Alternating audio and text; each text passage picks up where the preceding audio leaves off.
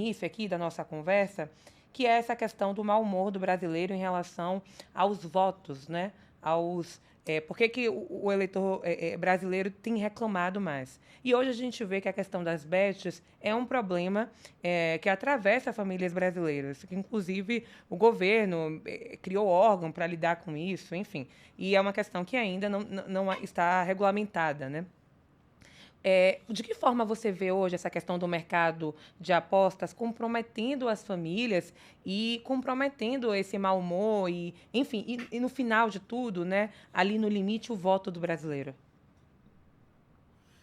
O que a gente vê muito, aí mais uma vez eu remeto às pesquisas qualitativas, é que a condição do brasileiro tem se deteriorado e as bets têm certo efeito sobre isso, né? As pessoas estão usando o dinheiro da sua aposentadoria, do seu salário, em bets como se fosse uma forma de investimento, por exemplo. As pessoas acreditam que vão ter um retorno daquilo, né? De alguma forma, um dinheiro fácil, um dinheiro a mais no fim do mês, e não é o que acontece. Então, assim, apesar da Bet ter a sua participação nisso tudo, a conjuntura econômica do país, do brasileiro, ela não ajuda o governo Lula numa reeleição nesse momento.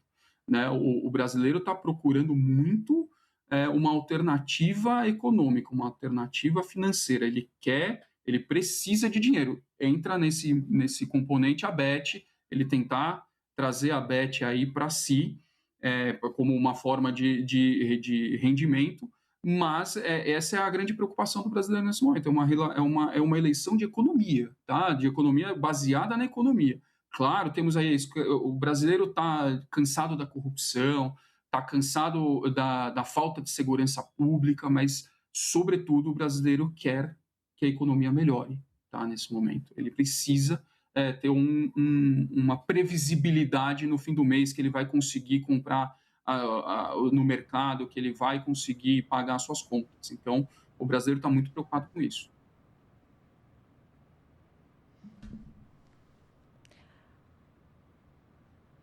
Gente,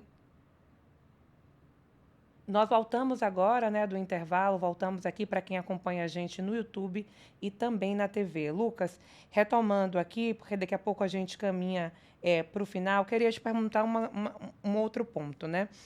A gente vê que o presidente Lula aparece ali na frente, na maior parte das pesquisas, em relação ao seu candidato mais competitivo, que é o Flávio Bolsonaro. O que eu queria te perguntar sobre isso o presidente Lula tem dito ali nos bastidores aliados que ele tem um receio de um certo segundo turno, porque na última eleição, em 2022, ele conseguiu, por exemplo, o apoio da hoje, né, candidata ao Senado e ex-ministra Simone Tebet, e que nessa eleição, no segundo turno, ele não vai contar com o apoio de ninguém, por exemplo, porque o que ele vê é que o Ronaldo Caiado, ex-governador de Goiás, candidato, o ex-governador de Minas Gerais, Romeu Zema, o Renan Santos, né, que é o candidato do Missão, e o Flávio Bolsonaro, obviamente, Flávio Bolsonaro não, mas que esses três candidatos, não devem declarar apoio a ele. Então, há ali um receio por parte da pré-campanha. Eu queria saber se esse receio é plausível, né? Se isso de fato é uma questão que importa ali no voto do segundo turno e como é que as pesquisas estão vendo isso, esse apoio, né, para o presidente Lula. De fato, é uma eleição que só tem um candidato grande de esquerda, apenas um mesmo, Lula. Né? Não há uma Simone Tebet, não há um Ciro Gomes, eventualmente, que pudesse ter um eleitor dessa raia esquerda. O que nós temos é muito mais candidaturas de direita. Né? Candidaturas de direita ou candidaturas que se colocam ao centro, como o de Renan Santos, ao centro no sentido de ser uma terceira via que critica ambos os lados, mas que herda muito mais um eleitor de direita do que um eleitor de esquerda. Apesar dele ser jovem, dele ser de uma classe mais alta, ainda assim é um eleitor mais à direita. Então, de fato, Lula deve se preocupar com relação a um segundo turno, porque os votos dos demais candidatos devem migrar majoritariamente para um candidato à direita no segundo turno. Há uma dificuldade grande de Flávio Bolsonaro no segundo turno pela sua rejeição. Mas se for outro candidato, como o Renan Santos, por exemplo, que hoje em dia hoje está figurando aí com 10% dos votos em algumas pesquisas, ele pode herdar majoritariamente os votos de Flávio Bolsonaro, que hoje está liderando, mas que seria uma segunda força na eventualidade do Renan ir para o segundo turno, e aí Lula, de fato, perderia tração aí e arrisco dizer que um segundo turno a direita levaria, nesse caso, que não fosse o Flávio Bolsonaro que luta aí com a rejeição. Aí seria uma coisa mais disputada, né? E aí sem saber eventualmente quem ganharia.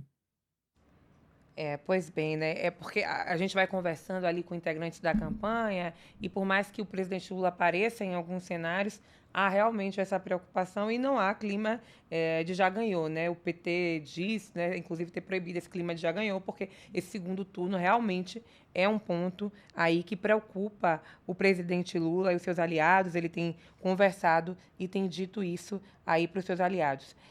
Você acha, Lucas, que daqui até outubro, esse cenário que está hoje, né, como está dado hoje, passa por mais mudanças? Tem mais alterações? Você, de acordo com as pesquisas, do que vocês vêm vendo, você acha que algum ponto ali pode ter alteração? O que a gente vê principalmente é a suscetibilidade dos candidatos a escândalos. Essa que é a grande verdade. Né? Nós tivemos o Banco Master aí com o Flávio Bolsonaro, que eu citei há pouco, que mudou a pesquisa em 3, 4, 5 dias, e agora a gente vê também a popularidade do governo Lula caindo com o escândalo do filho dele, os inquéritos abertos aí para investigar o filho dele, o Lulinha, com envolvimento com careca do INSS. Então a gente está vendo que o brasileiro com a informação na palma da mão a cada momento, né, que hoje em dia a informação não está mais na televisão, que a gente se sentava para ver um jornal no final do dia. Está na palma da mão a todo momento, o Metrópolis faz bastante parte disso, as pessoas recebem esse feed direto e o humor muda de acordo com isso. Então, a votabilidade dos candidatos também. As pessoas que iam votar, não, eu tenho certeza que eu vou votar no Lula, já começam a mudar porque o filho dele está enredado num esquema de corrupção. Que ia votar no Flávio Bolsonaro é a mesma coisa. Então, muda sim, sem dúvida, e acho que a gente tem bastante tempo e bastante munição de ambos os lados para usar um contra o outro para que essas intenções de voto mudem ainda. Um outro ponto que eu queria te perguntar, você trouxe aí duas questões, né?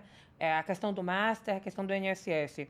A questão do INSS aborda ali um ponto sensível, que é Lulinha, Fábio Luiz Lula da Silva, filho do presidente Lula.